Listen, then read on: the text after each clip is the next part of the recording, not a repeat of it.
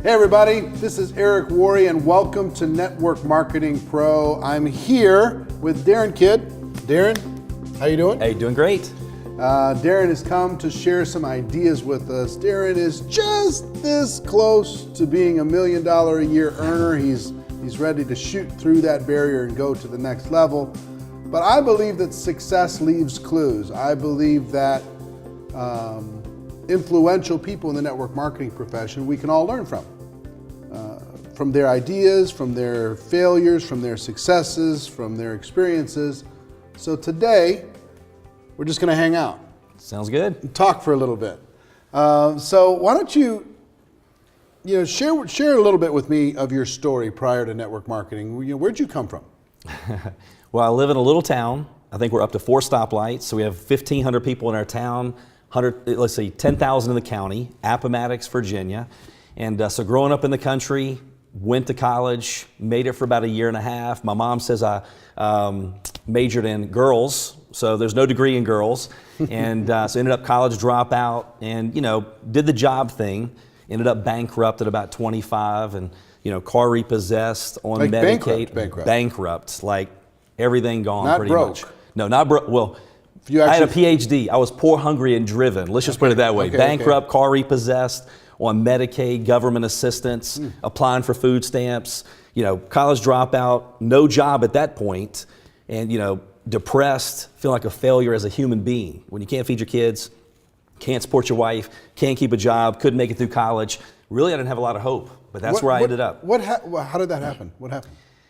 Well, several things. I went to the job world and found out real quick I didn't like somebody else dictating what I was worth. I wanted to dictate what I was worth. And then having their thumb on me. I like financial freedom and time freedom, obviously being in the industry. But so after trying multiple jobs and having, I remember I was a sales rep in the furniture industry and gift industry. And I worked so hard and had the highest increase in sales in the whole Southeast. And it wasn't because I was good. It was actually pretty funny. Can't even match my own clothes, right? So my wife has to dress me most days. And here I was going into people's furniture stores and gift stores saying, here's what you put in your store to look nice. But I made up in numbers what I lacked in skill and had the highest increase in sales. And the thanks that I got for that, they started cutting my territory, taking my key accounts. And when I left, I had no residual income. I had nothing to show for it. I was extremely frustrated. And so after doing that several times with jobs and careers and realizing there was a ceiling, and then my boss and managers, they didn't want me to get too good because when you do, you threaten their position or their title. And so I ended up, trying network marketing, and failing over and over and over again. Didn't know what to do, how to do it. I ended up a member of the NFL, no friends left, and we started building a house. Had a guy walk off building the house, but it was, I hired the guy. And so when he walked off and everything kind of went to pot, that's how we ended up, bankrupt. So you find yourself in this situation. You got a little family at the time? Yep, 3 kids. Oh my gosh. At that point. Wow. So you started young. Yeah, we now have 5, which warning, that can happen if you work from home, by the way. You can have a bunch of kids. You get the other kids off to school and you come home and you look at your spouse and go, what do you want to do now? And like, what do you want to do now? Next thing you know, there's a kid on the way, right? Mental image. Yeah, Thank you for that. You're welcome. So you find yourself in this situation and you find yourself into network marketing. At one point, it sounded to me like you dabbled for a while. You dabbled in the profession a little bit. Right. At what point did you decide that, I'm going to take this serious? Well, to be honest with you, at 25, I said, I'm never doing it again. I remember being in Toys R Us, and I had this guy walk up to me, and he approached me and says, don't I know you from somewhere? And I was like, are you in network marketing? And he's like, yeah, how did you know? And I was like, because you all have the same lines, right? I'm not interested. And when he walked away, I remember, true story, telling my wife, the next person that approaches me, even if it's at church on Sunday, I'm going to lay hands on them, and not in a good way. I'm done, never going to do it again. And I went on the job, run again, looking for that job that I thought could give me what I wanted for my wife and my kids and I, and just couldn't find it. And at that point, I was like, you know what, I just have to find the right mentors and the right company. And so you opened your mind up again. I opened my mind up again. Yeah, your mind's like a parachute, only works when it's open, right? Right. So your mind opens up a little bit. You go, well, maybe this other thing doesn't seem to be working. So it sounds like you're kind of a searcher, a restless person looking for answers, right? If something's not working out, you're not willing to settle, you're not willing to compromise when it comes to how you're living your life, even if it hurts in the short term. That's right. Okay. That's right. Yes. So you open your mind up and you find yourself back in the profession. Correct. All right. So at that point, did you do something differently than you did prior when you didn't have success? What did you just, what turned things around? How all of a sudden did you go from never again to, all right, I'm going to start building something? That's a great question. One thing that I learned, Eric, and if you would have told me this when I was going through bankruptcy, couldn't feed my kids, at the lowest point, going through my little girl's piggy bank, we said that someday we'll use this for Disney World, right? Someday. And growing up, to be honest with you, my dad passed away saying someday we'll do this as a family, someday we'll do that. And someday leads to a town called nowhere. And some people's some days are other people's every days. And what I look back now and go, man, it was really the best thing that ever happened to me. It's not the easy times that make us grow. We don't grow in easy times. So when you have a choice to use them as a stumbling block or a building block, and to use it to make us bitter or better. And so at that point, I think I had to get to the point of my life I drew a line in the sand. It was like the farmer that was sitting on his porch rocking in a rocking chair, and a neighbor walked over and said, hey, listen, just want to let you know your dog is laying on a nail. And he's like, well, don't worry about it. When it hurts bad enough, he'll move. Well, sometimes our friends and family, we love them, we care about them, but they won't participate in their own rescue, right? So I got to the point I said, I'm sick and tired of being sick and tired. And I will until, I put that on my wall, I will until, on a 3x5 card, I still have the 3x5 card. I also put on the wall, somebody said, Darin, don't you realize success is buried right underneath frustration? And I was like, well, I have to be close because I can't get any more frustrated. So when I made that decision, instead of just, I'm going to go out there and, I'm going to make sure that I have a better life for my family. And other people can quit on their family, I'm not going to quit on mine. And I was definitely the underdog. If people were looking at me, that's, it's important too, Eric, when you make that decision that you're gonna, you want to have more, be more, and do more with your God-given potential, not everybody's gonna see the same vision because it's your vision, not everybody else's, right? And vision is seeing it before the masses see it. So that's when you have those friends and family that, they care about you, but we're in a box. If you get too low, they'll encourage you and go, hey, come back up here. But when you start to get too high, they started to remind me of who I was at that point, not who I could be. They go, Darin, don't you remember you're bankrupt? Your car's been repossessed. You're on government assistance. You're applying for food stamps. Can't feed your kids. Can't keep a job. You live in a small town. Who do you think you are? But I had to make sure, and at that point, I had to say, hey, you know what? Either be positive or be quiet. No, because one negative comment is 14 times stronger than a positive. So I had to disassociate with some people temporarily. John Maxwell says, if you can't change the people around you, change the people around you. And I had to start, my mentors were books and and audio cassettes at that time, telling my age here, audio cassettes and seminars. I was just so hungry. I remember my grandmother had this audio program called Psychology of Achievement by Brian Tracy, right? And I was like, hey, Grandma, because she was in insurance sales. You mind if I borrow that? Not that I could afford a car with the audio cassette player. I had a portable one, right? With you have batteries you have to change every so often. But I just said, you know what? I'm going to rep my mind like I rep my muscles in the gym. And to get something different, I got to do something different. And so many times people get discouraged with where they are in life, and yet they keep doing the same thing. Well, you and I both know the definition of insanity is doing what we've always done and expecting things to change. So to get something different, I had to do something different. And was it tough? Yes. I think that's why my story appeals to a lot of people, because when they hear Darin Kidd's story, they're not going, oh, I could never do that. Oh, because I remember sitting, actually it was the first time I met you. It was in Nashville, Tennessee. What has that been, 17, 18 years ago? When we were at a conference, right? Yep. And I remember sitting in that back row, hearing you train, Jeff Olson train, and I remember going, well, these people must come from big cities. I live in a small town, okay? Actually, my first boss in the gift industry nicknamed me Jethro from the Beverly Hillbillies. I lived in a mobile home where I called it a tendominium, and so he called me Jethro. I said, man, these people must be in a big city. I live in a small town. They must have a college education. I have a lack education. They must be great public speakers. I'll pass out in front of 5 people if you put me in front of those people. But something changed throughout some of those trainings where my mindset changed, my attitude changed, which, is what led me to where I am today. Well, let me try and see if I could summarize that. Number one, you made a decision. Mm-hmm. I'm going.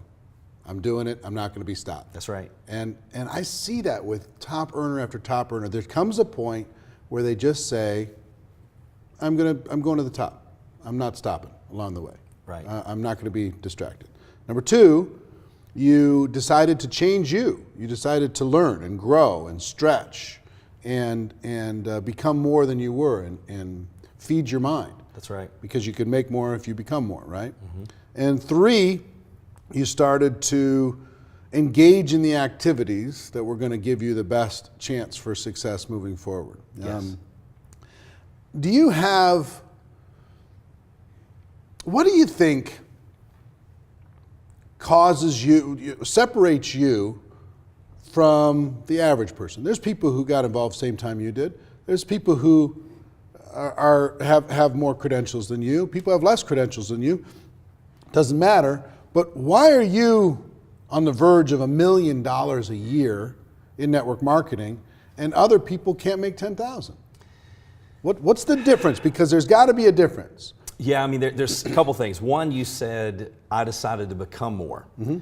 And so early on I used to say things like, well, you know what, Eric, when I get a big team and when I start making this much money, then I'll start doing some of those things. And then my mentors taught me, Darin, that's a bad attitude. The attitude comes before the money doesn't come before the attitude. Why do most people win the lottery? They go broke. I met a guy who won the lottery, because I didn't know what he did. And he had this gold necklace around his neck that cost more than my house. And this has been years ago. And I was like, man, I love studying successful people. What do you do? He says, I won the lottery. And I laughed. And he's like, no, I'm serious. I won the lottery. And he told me the first thing they did was got him to watch a video before they gave him the money of one horror story after another one. People saying it's the worst thing that ever happened to me. Most of them don't just lose it. They go to a place worse than where they were before they won the money. People commit suicide because they didn't become a millionaire. They were given $1 million or millions, and our income always comes back to where we are. So I said, when I learned, if I want to make more, I have to become more, because I don't make what I want, I make what I am. And so I need to start working on myself. And that's when I met, you and Jeff Olson and heard the Slight Edge. And I'm like, if I can get a little bit better today than I was yesterday, I can read 10 or 15 pages of a good book. I can listen to 15, 20 minutes of an audio program. So I really started working on me, personal development, what we read, what we listen to, who we associate with. And our associations work harder on us than we work on them. They build us up where they tear us down, like an elevator, take you up or take you down. So then I really started working on me. And I said, I don't attract what I want, I attract what I am. And then I started paying attention, Eric, and we all know those people that when they walk in the room, they brighten the room. Some people brighten the room, some people dim the room, right? Some people brighten the room when they walk in, and some people brighten it when they leave. And I was like, wow, what is the difference in those people and other people? So it started with me working on me. And then I think the biggest thing is desire. So I tell people there's 3 things you have to be successful in network marketing. And if you don't have them, you're not going to make it, in my opinion. And the great news is everybody watching this interview, you have it or you wouldn't be watching the interview. You have to be coachable. Most people say, yes, I'm coachable, until you tell them something that rubs them the wrong way, then they're not that coachable. So I've learned if it rubs me the wrong way, it's meant for me most of the time. So you have to be, and you can't bring your background into your company, because you have to keep it very simple. In network marketing, basics create wealth, not fancy stuff. Number 2, you have to be willing to work. So many people get in this industry, they go, oh, I'm going to get in and I'm going to get rich quick. You can get rich quick, but if it sounds easy, it's sleazy, right? It's not the challenge with what we do is, how do you get in the company? I'm in. How do you get out of the company? I'm out. Mm-hmm. So we lead a voluntary army. That means most people won't do it. So we have to be willing to put in the work, and at first look at your paycheck and go, are you kidding me? I'd be better off working a minimum wage job. So at first you're putting in more work than you're getting paid. Then when it flips and the multipliers kick in, you don't know where the money's coming from. You'll spend it, but you don't know where it's coming from. So you have to be willing to work. But I think the key thing that drove me was number 3, desire. Why are you in the company? It's not money. People go, I want to make $1,000 a month. I want to make $2,000 a month. Well, you're going to quit. You have to put an emotional attachment to the money. And yes, your why eventually will be big enough to make you cry, but sometimes it's not just that big when you first get started. For me, it was like, man, I would love to write a check without having to balance a checkbook. I would love to be able to feed my kids healthy foods. Whole Foods shouldn't be called Whole Foods. It should be called Whole Paycheck, right? I would love to be able to go into a restaurant, read the menu, left to right, not right to left. You go, oh, what does it cost? Okay, we'll take the bread and the water. Thank you. Or get spiritual with the ATM. I don't know if you ever did that. I know when I was broke, you go to the ATM, you're like, please. Because I never thought about it making me take my money out in $20 increments until I didn't have $20 in my bank account. I seen a couple for gas. But so at first it was just some simple little things. But then I wanted, then you start to put an emotional attachment to the money. Hey, I would love to move zip codes, get out of a bad neighborhood. I had one lady said, Darin, my kid's being bullied. And I have to put him in a different school. Maybe it's to retire someone you love and care about. Maybe it's to be a stay-at-home parent. So many parents come up to me and go, Darin, I leave when it's dark. I get home when it's dark. They used to say, and I'm curious if you've seen the same change. They used to say, I work 5 days to live 2. Then they went to, I work 6 days to live 1. Now people are going, Darin, I don't even live. I cannot see myself doing this for the rest of my life. So I think desire, really getting a crystal clear picture of what you want for your future. The late billionaire Paul Meyer used to say, you have to see it here before you ever see it there. And the clearer the picture of your future, the more goal-directed your actions are on a daily basis. What thou seest, thou beest. And I remember the billionaire saying, hey, you have to make a dream board. And I'm like, what are we, in kindergarten? We're gonna make a dream board? But I'm like, hey, he's a billionaire, I'm not. He's giving away $400 million to charity, I haven't. He pays for over 1,000 kids a year to go to college, I don't. So I started really doing that, and your mind doesn't know the difference in reality and what you tell it. So when I starting to dream, knocking the dust off the dream machine and started dreaming again, then everything started to change. It gave me a purpose. Every morning when my feet hit the ground, I knew why I was doing it. So desire, I think, is the number one key, or one of the top, that really drove me to have a better life for my family. Love it. Do you consider yourself an entrepreneur? Absolutely. And it's interesting, in today's world, entrepreneur is a little bit sexy, being an entrepreneur. I've always wanted to be sexy. Yes. And I would tell you, I think people have a misconception about entrepreneur.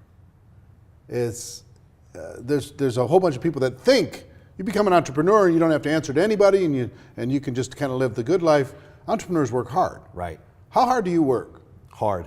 I work really hard. But it's interesting too, because if you love what you do, Yeah. who was it? Zig Ziglar said you'll never work another day in your life. Right. So I love what I do. I can't wait to do it every day. And what really drives me, people like, Darin, the money you're making, why do you work so hard? It's because I remember how I felt when I had no hope. And thank God somebody looked at me not as how I was, but how I could be with my potential, and it changed my world. So I love helping people. But I mean, we have 5 kids. My wife and I are, unfortunately, partners in 2 franchises, which that's a whole nother interview, right? We have $700,000 between us and our partners in 2 franchises and employees and overhead. I mean, and we make more money in our network marketing business in 1 month than both franchises combined in several years. Wow. But do I work hard in network marketing? Yeah. I mean, you get up early, Nothing to you stay apologize up for. late. It's great. But we work 24/7. We play 24/7. Right. That's the great You thing love what about you're what you love what you do. And here you have the ability for your income and your efforts to grow by multiplication, not just by addition, like my franchises, Right. or a traditional job. Right. I'm a huge fan of defining moments. These moments in life that changed everything. You didn't know it at the time, Right. but you could take a right turn or a left turn. You could say yes to something or no to something. And over the course of my network marketing career, some of those defining moments are defined by really dark days. And some of them are defined by a breakthrough or some success. But I've had probably in 38 years? 28 years. 28 years. In 28 years in the profession, I've had, a couple dozen that are major moments. You pull those out of the millions Right. of moments in your life, and your life is completely different, right? Or you make different decisions there. As I'm talking about this, I'm sure that there's a few that have flashed through your mind. Share with me one or two of the defining moments that really helped to create the person that you are today. Well, one was when we had this, and we still have it. I actually had it at home the other day, and I took a picture. I was going to do a Facebook post about it. This big Coca-Cola plastic piggy bank. You know, it's 3 feet tall maybe. And we were dropping change when my oldest daughter was a little girl. We said, someday we'll go to Disney World. And one day we got to the point we had no food. And so she walks in, and my wife and I had that on our bedroom floor, and change was everywhere. We were just picking the nickels and dimes and quarters out of her money. And she walks in and goes, "What are you doing?" and runs out crying because Mommy and Daddy are taking her money for Disney World. And I'll never forget being on my hands and knees going, God, how could I get to this point where I'm so low, I'm taking my kids' money for Disney World? That was a defining moment. That's when I said, I will until. That's when I said, my friends and family, they can quit on their family. I will not quit on mine. I'm going to go out and do whatever it takes to make sure they have a better life. So that was definitely one of them.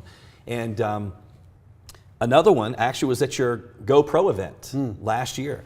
I'm sitting there in the audience, and you know, you got thousands of people from all over the world.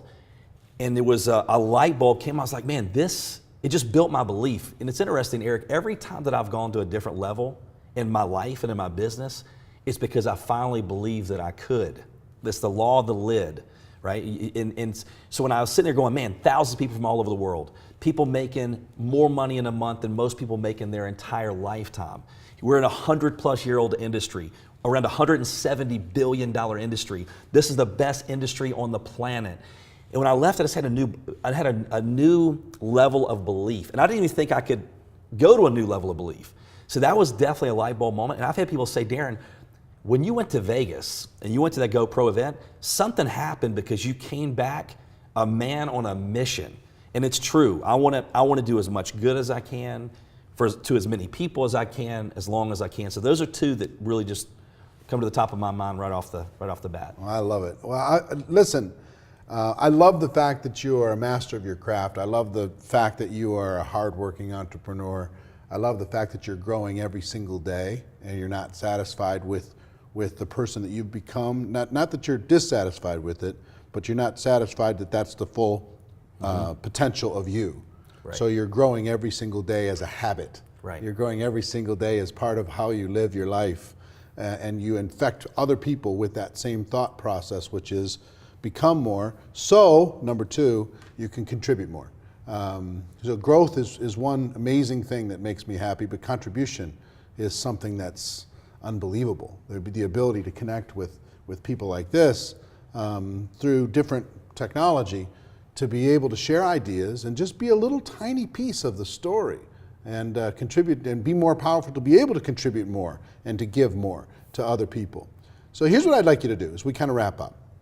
I'd like you to look right into that camera, and the people who are watching this, they want to become or listening, they want to become network marketing professionals. They want to go pro, they want to change their lives, they want to have a breakthrough. And some of them have some progress, and some of them are stuck, some of them are frustrated, some of them are anxious.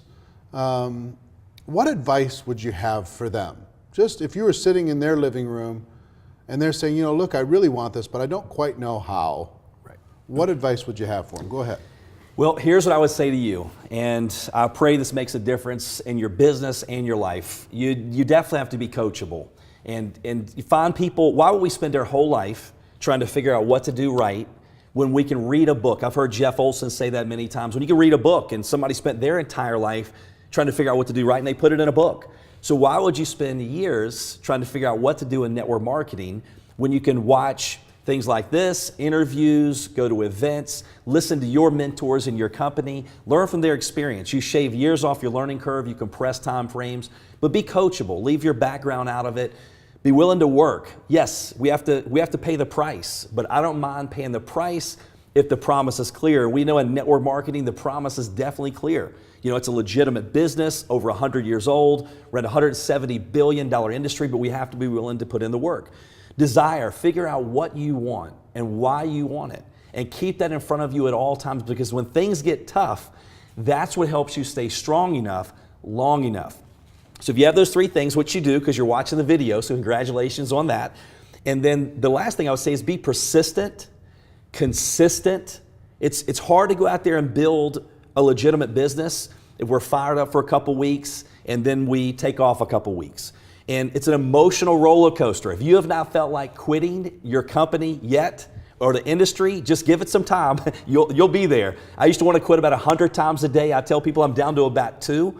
So it is an emotional roller coaster. You're going to be in the no sleep zone.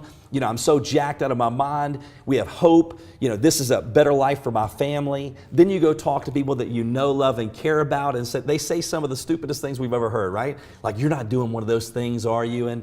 And so then we're in the self-doubt phase. That's when you have to remember why you're in the business. Your why, that emotional attachment that helps you stay strong enough, long enough. Then you have somebody call you back and go, Eric, I'm gonna make you rich. You've never seen anybody do what I'm getting ready to do. You have no idea who I know. You're back up. You're in the no sleep zone again. Then 2 weeks later, they're in the witness protection program. They run from you in the grocery store. They don't answer your calls. It is an emotional roller coaster, but what you will find, as long as you stick and stay, you're gonna get your pay. You go through the emotional roller coaster, eventually your downs will be higher than your previous ups. And it's called the process. Decide, don't just go through it, you want to grow through it. It's not the easy times that make us grow, and you're writing your story. If my story, Eric, was, hey, I got into network marketing and everyone showed up at my first party, everyone loved my products, everyone stayed in the business, and we all just made a lot of money and held hands and ran through fields and just sang songs, it would not motivate you. But what motivated you about my story was all the challenges, the struggles, being real, authentic, knowing if I can do it, you can do it. And you can't fake that. When you're authentic and real and you're open, it makes a difference. So it is an emotional roller coaster. There are going to be ups and downs. There are going to be challenges, but follow your leadership. Follow your mentors. Eric has got thousands of videos out there, available for all of us to learn from other people's experiences. Shave those years off my learning curve, but I promise you, you can do it.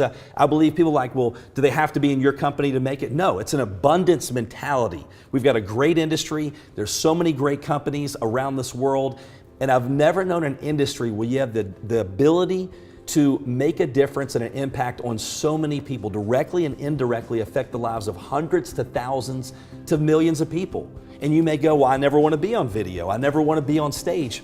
Doesn't matter. You may be the one that leads someone to your company and they're the one on stage, but they wouldn't have heard about it if it wasn't for you. So my encouragement to you is stay positive, stay strong. It is an emotional roller coaster, but you can do it. I promise you can. Darin, you're the man. All right, thank you. Thanks for coming and sharing some ideas with everyone watching or listening. And ladies and gentlemen, our wish for you is that you decide to become a network marketing professional, that you decide to go pro, because it is a stone cold fact that we do have a better way. Now let's go tell the world. Everybody have a great day, and we'll see you next time. Take care. Bye-bye.